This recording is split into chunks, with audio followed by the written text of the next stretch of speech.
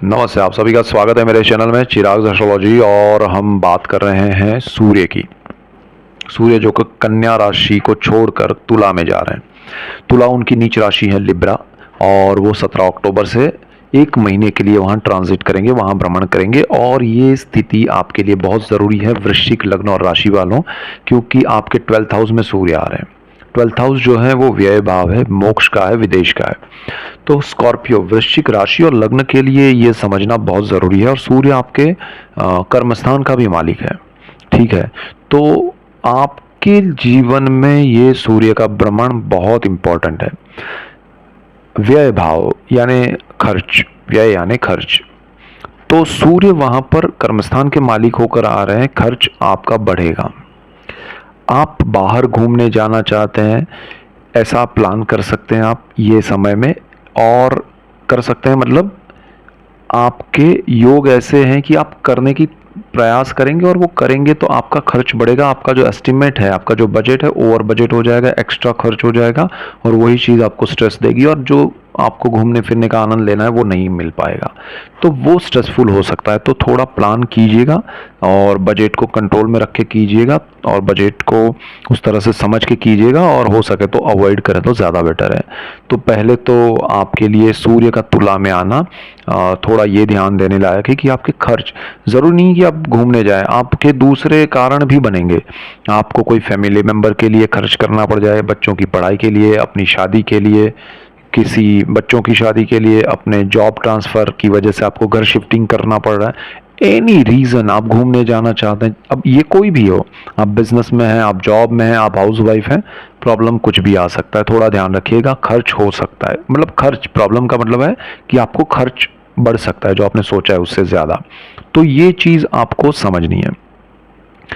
और ये मोक्ष का भाव है। देखिए, मोक्ष ऐसे तो मिलता नहीं है, लेकिन आपको करना क्या है कि उस अनुभूति को समझना है। आपको ये सूर्य उस स्थिति में ले जाएगा कि आपके मन में ऐसा होगा कि भाई जीवन में कोई आनंद नहीं रहा, ऐसे ऐसी अनुभूति होगी आपको। आप शायद दुखी हो सकते हैं, आप शायद उदास हो सकते हैं। ज़रूरी नहीं है कि आपका सब कुछ चला जाए, पैसा वैसा, और आप दुखी हो गए और फिर लगे, ऐसा नहीं है। आपके पास सब कुछ होते हुए भी आप किसी और को देखें, किसी और के जीवन में ऐसी घटना हो जिसको देख के आपको लगे कि जीवन यही है और हम किस चीज़ के पीछे क्यों भाग रहे हैं। तो वो जीवन की एक अलग दिशा आपको समझ में आएगी। और वो दिशा से आपको लगेगा कि एक इंटरनली एक वैराग्य प्राप्त होगा आपको कि भाई ये जीवन में कुछ मतलब नहीं है इन सब चीज़ों का, ना रिश्तों का, ना मतलब रिश्ते रखना या तोड़ना, या किसी पे रिएक्ट करना, या मौन रह के मैं क्यों चुप रहूं।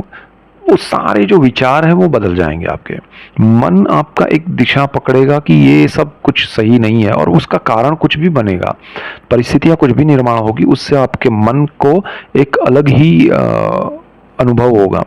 तो वो मोक्ष मिलेगा आपको विचारों का। दूसरा आपके लिए अगर कहूँ तो आपका विदेश का योग जो है उसमें थोड़े हर्डल्स, प्रॉब्लम्स आ सकते हैं। अगर आप विदेश जाना चाहते हैं तो कुछ ना कुछ प्रॉब्लम्स आएंगे, किसी भी रीज़न से कोई भी कारण बनेगा।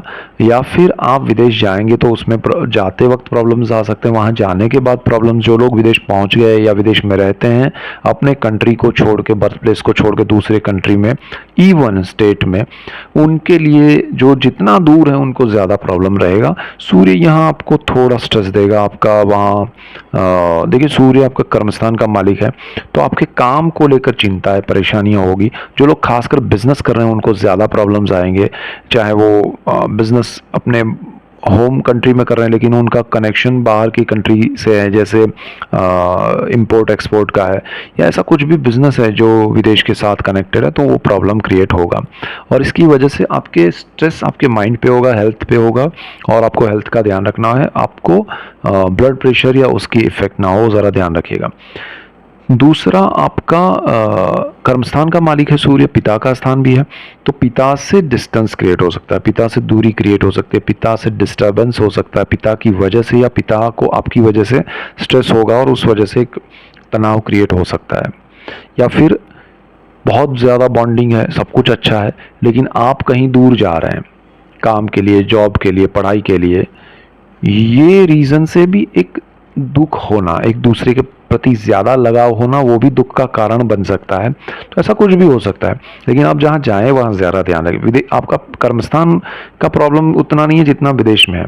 तो अपना जो काम चल रहा है आपका, वो छोड़ के विदेश जाने का प्लान कभी मत कीजिएगा। 17 अक्टूबर से 17 नवंबर वो आपके लिए स्ट्रेसफुल हो सकता है। और सूर्य का आपके लिए पॉजिटिव ये है कि सूर्य की जो दृष्टि है वो आपके छठे भाव पे है, जो रोग ऋण शत्रु का भाव है, जॉब का है।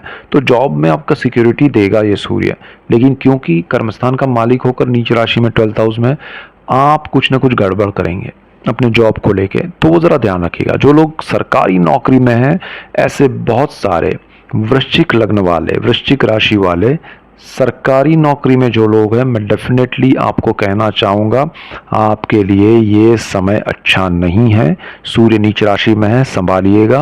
आपका जॉब या पद भ्रष्ट हो सकते हैं, ठीक है, आपका जॉब से आप हाथ धोना पड़े, ऐसा हो सकता है। तो बी केयरफुल, ये समय संभालने लायक है। आप बिजनेस कर रहे हैं तब भी आपको ध्यान देना है। अच्छा, आपका सूर्य जो दृष्टि कर रहा है, रोग से आपको मुक्ति दिलाएगा। आपको स्ट्रेस की वजह से ब्लड प्रेशर जैसे मैंने कहा वो हो सकता है, लेकिन दूसरे कोई प्रॉब्लम्स है बॉडी में, तो उसके लिए अच्छा इलाज करवा देगा, तो आपके लिए वो अच्छा है। ओपिनियन लेके कीजिए। आपको लोन या कर्ज लेना है तो ले सकते हैं, लेकिन सूर्य वहाँ पर बैठा है 12th हाउस में। गलत जगह पे आपने सोचा कि भाई मैं ये लोन लेके मैं घर बनाऊंगा, और वो उस पैसे से आपने कुछ और काम कर दिया, और वो घर भी नहीं बना, लोन भी रहा, और काम में कुछ मज़ा नहीं आया। ऐसा ना हो, तो लोन आपका कर्ज ऐसा बन जाए कि जिसकी वजह से डबल कर्जे में आप आ जाए, वो ध्यान रखिएगा। नेगेटिव नहीं है, लोन से आपको बेनिफिट हो सकता है, घर बना लीजिए, कोई प्रॉब्लम नहीं है, लेकिन कुछ और पैसे ना खर्च हो जाए कहीं और, वो ध्यान रखिएगा। और शत्रु नेगेटिविटी आपके सामने आएगी, वो आपको झेलनी पड़ेगी, आपको उसको आप परास्त कर पाएंगे, तो वो अच्छा है। इसके बाद हम धनु राशि और लग्न के लिए अगर बात करें, तो धनु राशि और लग्न के लिए सूर्य जो है वो 11th हाउस में ट्रांजिट करेंगे तुला में 17 अक्टूबर से। तो 11th house source of income है, और सूर्य भाग्य के मालिक है। अब भाग्य का मालिक जो है वो नीच राशि में जा रहा है और इनकम के स्थान में जा रहा है, ये आपके लिए बड़ा नेगेटिव पॉइंट है। तो देखिए, इसमें पॉजिटिव तो हो ही नहीं सकता आपके लिए। आप ये सोच रहे सजिटेरियस के लिए, धनु के लिए तो ऐसा ही है, लाइफ में ऐसा ही हो रहा है, नहीं।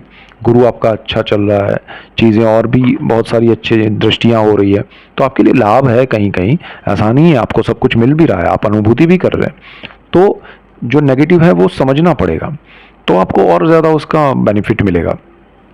सूर्य 11th हाउस में है, ध्यान रखना है सिर्फ कि अपनी जॉब नहीं छोड़नी है, सोर्स ऑफ इनकम बंद नहीं करना है। भाग्य का सपोर्ट जो अब तक मिल रहा था वो नहीं मिलेगा, तो क्या होगा? तो भाग्य को छोड़ के कर्म पे भरोसा कीजिए और कर्म को प्रधान बना दीजिए, तो आपको कोई प्रॉब्लम नहीं आएगा। और आपको जो अपना काम है उसको छोड़ के लालच में आके कोई बड़े इन्वेस्टमेंट नहीं करने हैं। अच्छा, आपको लाभ कहाँ से होगा? सूर्य जब तुला में 11th हाउस में जाएंगे तो उनकी जो दृष्टि है वो आपके पंचम भाव पे पड़ेगी। वो दृष्टि आपके लिए बहुत काम की है, क्योंकि ये संतान भाव है, प्रेम का है, विद्या का है, स्टॉक मार्केट का है। सूर्य यहाँ आपको लाभ देंगे, अचानक से आपको लाभ हो जाएगा, सडनली बड़ा लाभ हो जाएगा जो आपने सोचा नहीं है। आपके संतानों के लिए बहुत अच्छा है, संतानों के लिए जॉब मिल सकती है, उनको बिजनेस में प्रोग्रेस हो सकता है, उनका शादी हो सकती है, उनके लिए रिश्ता तय हो सकता है। तो संतान भाव आपका बहुत स्ट्रांग पॉजिटिव हो रहा है। संतान के लिए अगर आप प्राप्ति के लिए प्रयत्नशील हैं तो वो प्लानिंग कर सकते हैं, आपको लाभ होगा। संतानों का प्रेम विवाह हो सकता है, आपका प्रेम विवाह अगर करना चाहते हैं तो भी हो सकता है। आप स्टूडेंट है तो आपके लिए अच्छा समय है, संतानों की पढ़ाई के लिए अच्छा, सब कुछ संतान पंचम भाव को लेकर अच्छा है। आपको कोई पढ़ाई करनी है तो आपके लिए अच्छी है। तो प्रेम के मामले में, विद्या के मामले में, संतान के मामले में स्टॉक मार्केट में बेस्ट रिजल्ट देगा। और आपके संतानों के लिए जॉब नहीं है तो जॉब मिलेगा, बिजनेस नहीं है तो बिजनेस शुरू होगा, जो भी उनका प्रॉब्लम है वो दूर होकर उनके लिए पॉजिटिव होगा। शादी हो सकती है, उनके यहाँ बच्चा आ सकता है, मतलब एक उनके लिए सारी चीज़ें पॉजिटिव होगी। तो सूर्य यहाँ आपको भाग्य का सपोर्ट नहीं दे रहा है, आपको सोर्स ऑफ इनकम में मैंने कहा वो ध्यान रखना है, बाकी कोई प्रॉब्लम नहीं करेगा। तो बहुत ब्रीफ में मैं बता रहा हूँ, आपका पंचम भाव बहुत स्ट्रांग पॉजिटिव होगा, सो डोंट वरी। इसके बाद हम मकर वालों के लिए बात करेंगे। सो मकर लग्न और राशि के लिए अगर हम बात करें तो ये जो स्थिति बन रही है उनके लिए ये बहुत इम्पोर्टेंट है, क्योंकि मकर के लिए यहाँ पर देखिए मकर का मालिक जो है वो शनि है, और शनि जो है वो उनके लिए सूर्य के ऑपोजिट है, वो पिता पुत्र है सूर्य शनि। तो सूर्य जो है वो शनि की नीच राशि है, वही सूर्य की उच्च राशि है, और सूर्य की जो नीच राशि है वो शनि की उच्च राशि। तो तुला में जा रहा है, तुला शनि की उच्च राशि है लेकिन सूर्य की नीच राशि है। तो कर्म भुवन में पिता के स्थान में सूर्य जा रहे हैं, पिता के कारक सूर्य है, और वहां पर शनि आपकी कुंडली का मालिक है, आपकी राशि का मालिक है। तो मकर लग्न और राशि दोनों के लिए ये ट्रांजिट बहुत इंपॉर्टेंट है। सूर्य आपके कर्म स्थान में आपका कर्म स्थान छुड़वा सकता है। जो लोग गवर्नमेंट जॉब में है, जो लोग उस कैटेगरी में आते हैं, चाहे प्राइवेट जॉब में है लेकिन एक लेयर सर्टन हायर पोजीशन पे है, उनको ये समय संभालना है, ध्यान रखना है। उनका जॉब जा सकता है, उनका काम अचानक से बंद हो सकता है, उनको पदभ्रष्ट किया जा सकता है। अगर सरकारी नौकरी है तो ज़्यादा नेगेटिव है। जो लोग लॉयर है, जो लोग जज है, जो लोग क्राइम से जुड़े हुए क्षेत्र में काम कर रहे हैं, जो लोग क्रिमिनल्स हैं, उन सब के लिए ये समय बहुत ही नेगेटिव है, ध्यान रखने लायक है। और अगर आप सरकारी नौकरी के लिए ट्राई कर रहे हैं, उम्मीद रख रहे हैं, तो थोड़ा नेगेटिव टाइम है। 1 महीने का समय है, ये कोई बड़ा समय नहीं है। सबसे बड़ी बात यह है कि सूर्य 1 महीने में आगे निकल जाएंगे, तो 1 महीना संभाल लीजिए तो आपको कोई प्रॉब्लम नहीं है। आपके लिए ये 17 अक्टूबर से 17 नवंबर शांत मन से समय निकालना है, फिर बहुत कुछ है। पूरी आपके लिए अच्छी एक समय की एक पूरी श्रेणी शुरू हो रही है, और उस पर भी हम बात करेंगे, बट ये समय संभालिएगा। सूर्य अष्टम भाव का भी मालिक है और नीच राशि में जा रहा है। आपके पितृ पैतृक संपत्ति, गुप्त धन, गुप्त विद्याएं, गुप्त रोग, ये सारी चीज़ों में नेगेटिव रिजल्ट आपको मिलेंगे। पैतृक संपत्ति में hurdles, problems, court matters, because कर्मस्थान में आ रहा है सूर्य। पिता से आपकी अनबन हो सकती है, पिता से दूरी हो सकती है, डिस्टर्बेंस हो सकता है, पिता की हेल्थ को लेके चिंता हो सकती है। तो ये सारी चीज़ों में आपको संभालना है, थोड़ा ध्यान रखिएगा। और कोई जॉब छोड़ने का प्लान अभी मत कीजिए, 1 महीने के बाद सोचिएगा, लेकिन अभी नहीं। बिजनेस शुरू करना है, रुक जाइए। ये जॉब छोड़ के बिजनेस करूं वो भी मत सोचिए। और सबसे अच्छी बात क्या है, तो सूर्य आपका सामने जो दृष्टि करेगा कर्म स्थान से, वो चतुर्थ भाव है, सुख का भाव है। सूर्य उस स्थान का आत्मा का कारक है, वो भाव है। माता का स्थान है, जमीन, मकान, वाहन, माता से लाभ होगा, प्रॉपर्टी से लाभ होगा। और ये समय में आपके पास कोई प्रॉपर्टी है तो बेचिए मत, रखिए, आपका उसका बेनिफिट मिलेगा, माता से आशीर्वाद मिलेंगे। और आपको अगर रेमेडी कहूँ तो अपनी आत्मा को फॉलो कीजिएगा। सूर्य यहाँ स्ट्रांग इंट्यूशन देगा आपको कि ये करो, ये मत करो। अगर आपने वो फॉलो कर लिया तो आपको कोई प्रॉब्लम नहीं आएगा। ये सबसे बड़ा रेमेडी है मकर लग्न और राशि वालों के लिए। सो ये मेन पॉइंट्स है आपके लिए। That's it for today. Keep watching Chirag astrology. Thank you for watching. God bless you and goodbye. Thank you.